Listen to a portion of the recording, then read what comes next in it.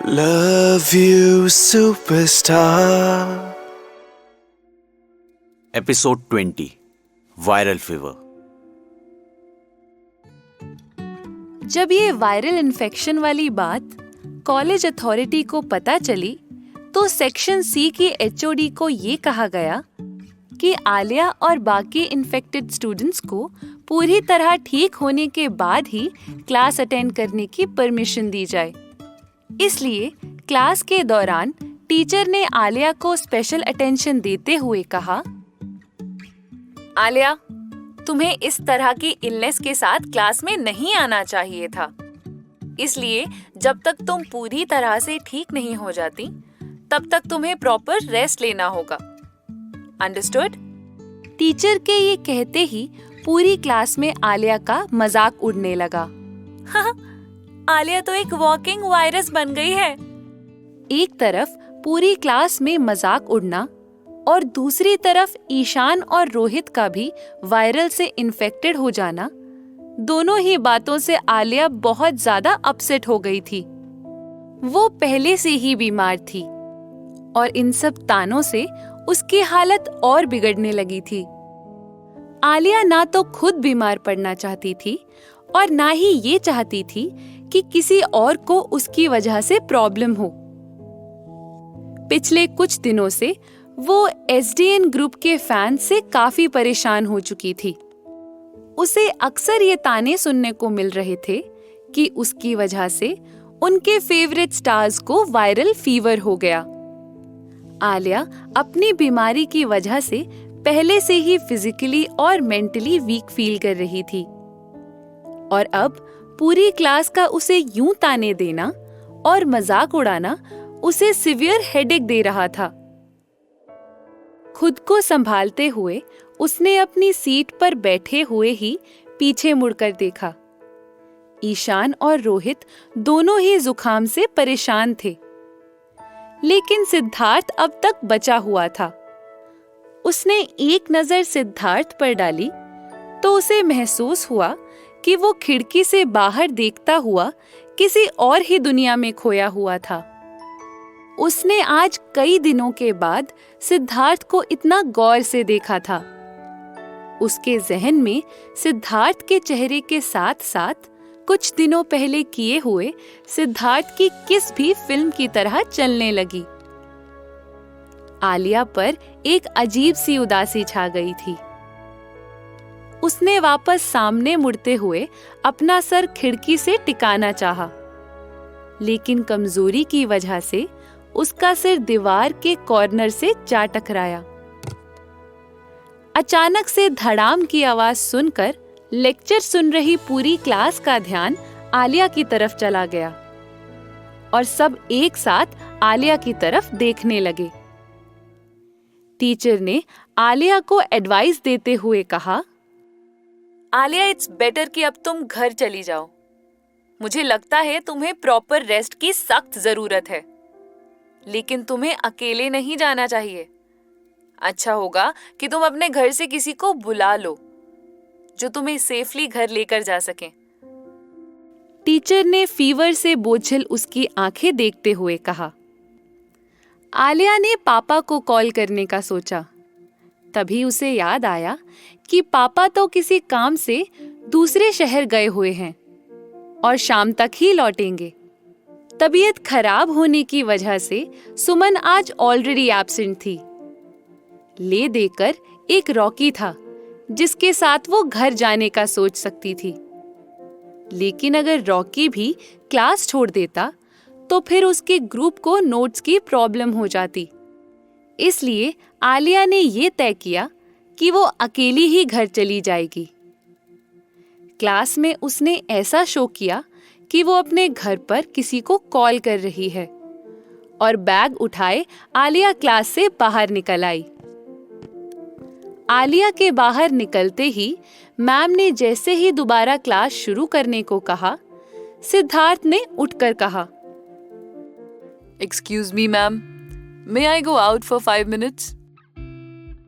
Yeah, Sid, sure. Ma'am ने उसे सिर हिलाते हुए परमिशन दी और फिर वो पढ़ाने लगी। सिद्धार्थ क्लासरूम से बाहर निकलने लगा तो ज्यादातर लोगों को ये शक हो चुका था कि सिद्धार्थ आलिया के लिए बाहर जा रहा है। अदिति तो जैसे ये सब महसूस कर कर एकदम जल उठी थी। सिद्धार्थ बाहर निकलकर बेचैनी से आलिया को ढूंढने लगा। उसने बाहर जाने वाले रास्ते से लेकर लाइब्रेरी, कैफेटेरिया, यहाँ तक कि स्पोर्ट्स ग्राउंड तक छान मारा, मगर आलिया उसे कहीं भी नजर नहीं आई। उसका फोन भी नॉट रीचेबल जा रहा था। थक हार कर सिद्धार्थ वापस क्लासरूम में लौट आया। सिद्धार्थ को यूं मुंह लटकाए हुए वापस लौटकर देखकर ना जाने क्यों अदिति के दिल को बहुत सुकून सा पहुंचा था, वरना थोड़ी देर पहले तक तो अदिति यही सोच सोच कर परेशान सी थी कि कहीं सिद्धार्थ आलिया को उसके घर पहुंचाने ना चला जाए। मैम का सेशन आज की आखिरी क्लास थी। उनके जाते ही सभी स्टूडेंट्स क्लास से निकलने लगे। सिद्धार्थ भी ईशान और रोहित के साथ घर के लिए निकल रहा था। रॉकी भी जल्द से जल्द घर पहुंचकर आराम करना चाहता था। आलिया वॉशरूम में थी। जब वो वॉशरूम से निकली तो ज्यादातर स्टूडेंट्स जा चुके थे। अचानक वॉशरूम के कॉरिडोर के सामने से आती एक लड़की ने उसे टोकते हुए कहा, एक्सक्यूज मी, क्या आप आलिया कपूर हैं? आलिया को हैरत हुई, क्योंकि वो लाख कोशिश करने के बाद भी याद नहीं कर पा रही थी कि वो इस लड़की को जानती है या नहीं।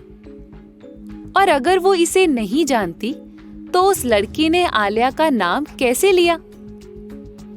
मन के वहम को समझाते हुए आलिया ने उल्टा उसी लड़की से पूछा, आप कौन? मैं बीएमसी डिपार्टमेंट के सेक्शन बी की स्टूडेंट हूँ, रिया। एक्चुअली प्रोफेसर वारसी ने आपको इसी वक्त लाइब्रेरी में बुलाया है। लड़की ने अपना नाम और अपना डिपार्टमेंट बताते हुए आलिया को प्रोफेसर वारसी का मैसेज दिया और आगे बिना कुछ कहे सुने तेजी से वहां से निकल गई। आलिया कुछ पलों तक वहीं खड़ी रहकर ये सोचने लगी कि क्या वाकई प्रोफेसर वारसी ने उसे बुलाया होगा, लेकिन क्यों? उसने जैसे खुद से सवाल किया। शायद वो उसे उसकी तबीयत से रिलेटेड ही कुछ सजेस्ट करने वाली हो, क्योंकि अभी उन्होंने क्लास लेते हुए आलिया को घर जाने की सलाह दी थी। इसी उधेड़बुन में वो अपना बैग संभाले लाइब्रेरी की तरफ बढ़ने लगी। वीकनेस की वजह से वो बहुत धीरे धीरे चल रही थी। चलते चलते उसने कई बार पीछे मुड़कर अपने डिपार्टमेंट की तरफ देखा कि शायद उसे वहां रॉकी या उन तीनों में से कोई एक दिख जाए, क्योंकि उसे खुद भी यही शक था कि वो अकेले सही सलामत घर पहुंच भी पाएगी या नहीं। जैसे ही वो लाइब्रेरी से पहले कॉर्नर पर मुड़ी, अचानक पीछे से किसी ने उसके मुंह पर हाथ रखकर दबा दिया। इससे पहले कि वो कुछ समझ पाती, 4 मजबूत हाथ उसे खींचते हुए लाइब्रेरी की बिल्डिंग के पीछे ले गए। वो उस टाइम इतना कमजोर थी कि कुछ नहीं कर पा रही थी।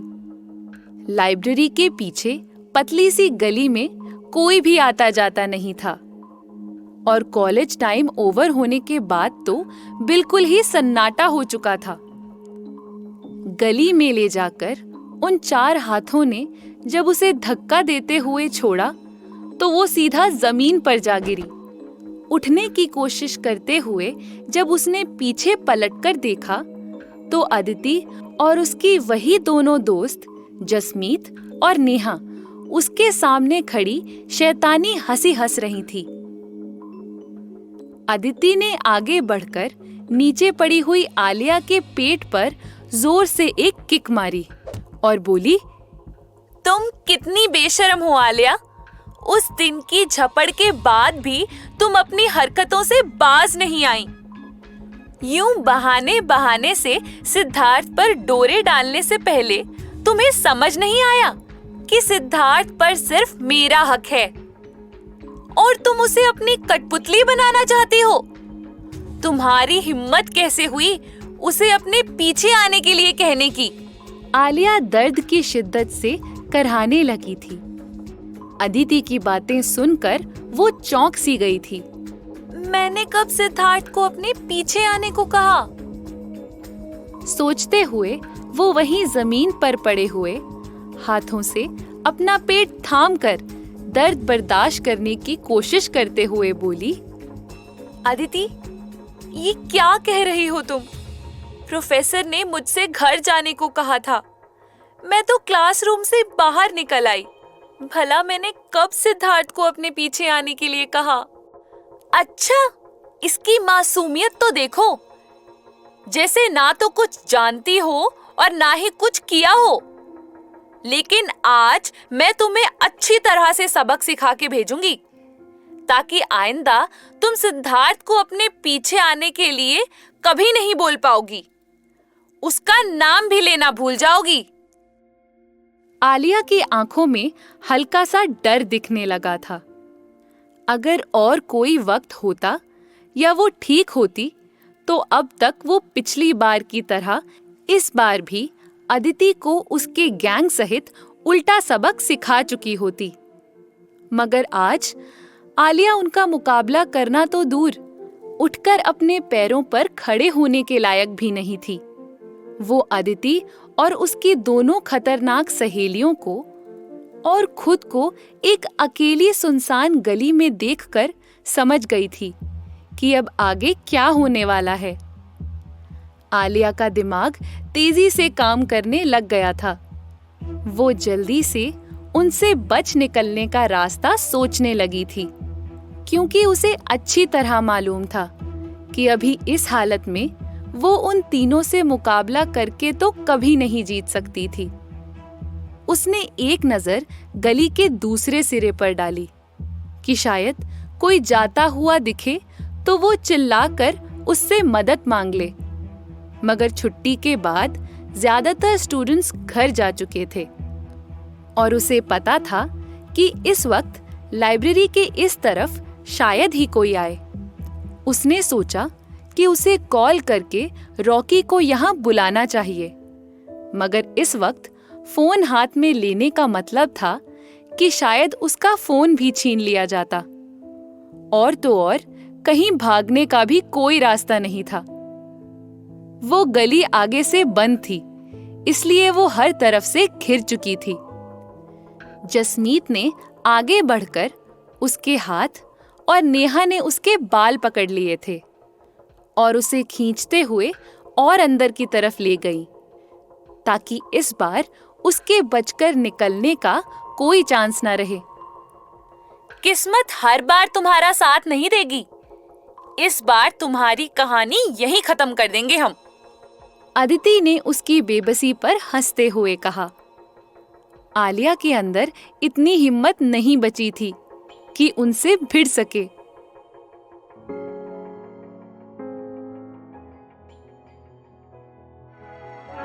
Love you, superstar. यहाँ बस इतना ही। आगे की कहानी जानने के लिए सब्सक्राइब करें पॉकेट एफएम चैनल को और बेल आइकन क्लिक करके अगले एपिसोड का नोटिफिकेशन पाएं। लेकिन आप सारे एपिसोड अभी सुनना चाहते हैं तो डाउनलोड करें हमारा pocket FM app. Link description में है, जहां आप पाएंगे इस शो के सारे एपिसोड्स और साथ ही इसके जैसे और भी बेहतरीन शो। तो देर किस बात की, अभी डाउनलोड करें पॉकेट एफएम ऐप।